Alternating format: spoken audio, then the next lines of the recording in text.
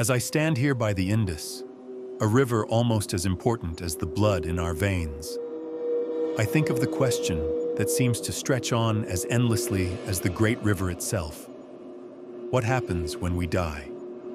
We, the philosophers of the Mauryan Empire, who have walked the soil of this vast land, observed the rhythms of the seasons, the ebb and flow of the rivers, and the rising and setting of the sun, are not strangers to the mysteries of life and death.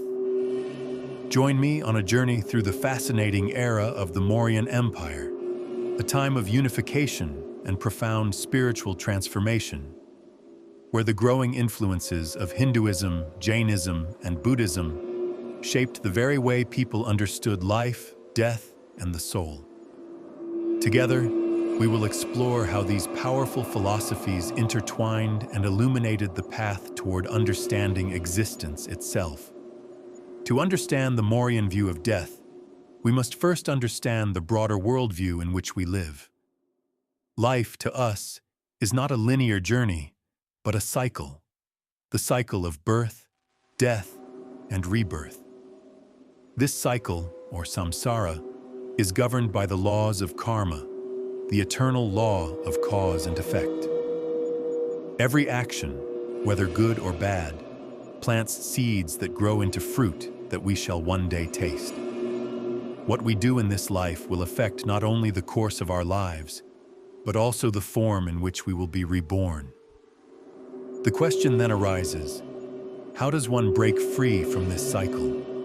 The Mauryans might have asked themselves, is there an escape from this relentless wheel of samsara? The answer to this question lies in the pursuit of moksha, liberation from the endless cycle of birth and death. Karma, the law of action, guides our journey through life and death. When a person dies, it is not the end of their existence, but a transition into another form, based on the accumulation of their karma.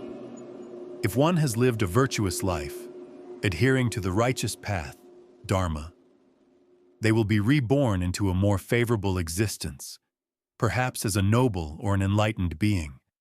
But if one has lived a life filled with selfishness, deceit, or cruelty, their next incarnation may be in a lower form, perhaps even as an animal or in a realm of suffering.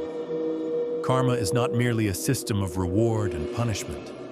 It is a deeply spiritual force that connects all beings to one another.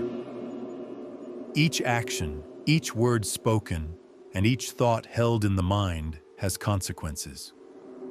The very air we breathe is filled with the results of countless actions, from those long before our birth to those yet to come. Can one ever truly escape the weight of their past actions? Is it not the aim of all wise men and women to free themselves from the shackles of their own karmic debt? In our understanding of life and death, the divine plays a central role.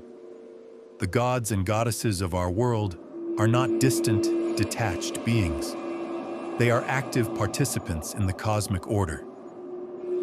Take, for instance, Brahma, the creator god, who shapes the world from the raw materials of the universe.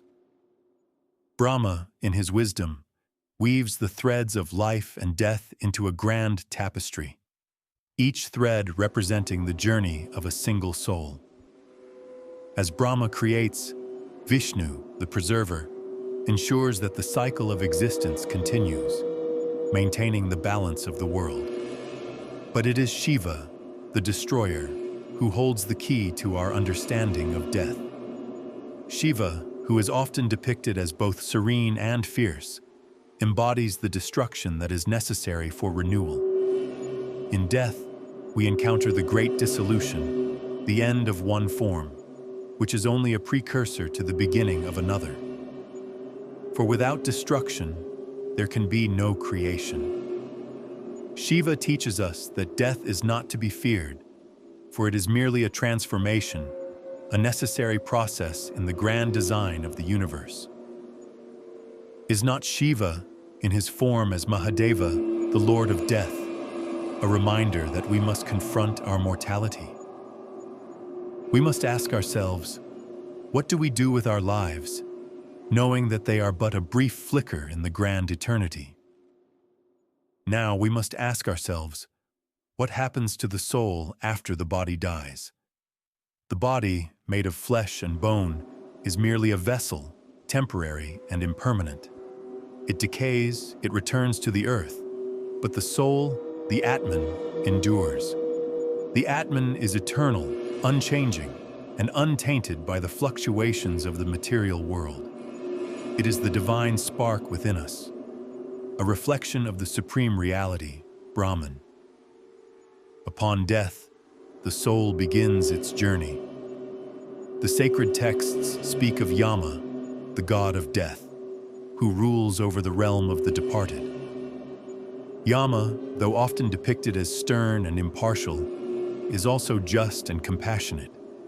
He is the one who guides the soul to its next destination, where it is weighed according to the deeds of its past life. It is said that the soul must travel through a series of trials, crossing rivers, facing challenges, and encountering beings that mirror its actions on earth. The soul may face judgment before Yama himself, and depending on the nature of its karma, it will be sent to one of many realms, the realms of heaven, where the virtuous are rewarded with peace and bliss, or the realms of hell, where those who have strayed from the righteous path endure suffering. But this is not the end of the journey. Is not the soul, after all, destined to return once more to the cycle of rebirth, to learn, to grow, and to purify itself? Perhaps in our next life, we will find ourselves in a higher form, closer to the divine. Or perhaps we will return to a lower station, facing the consequences of our actions. We are reminded that the ultimate goal of all human beings is to escape the cycle of samsara. To do so, we must seek knowledge, virtue, and spiritual discipline. The teachings of Buddha, the Enlightened One, have greatly influenced our thinking on this matter. The Buddha taught that the root of suffering is desire, and by overcoming our attachments to the material world, we may attain nirvana, the state of liberation.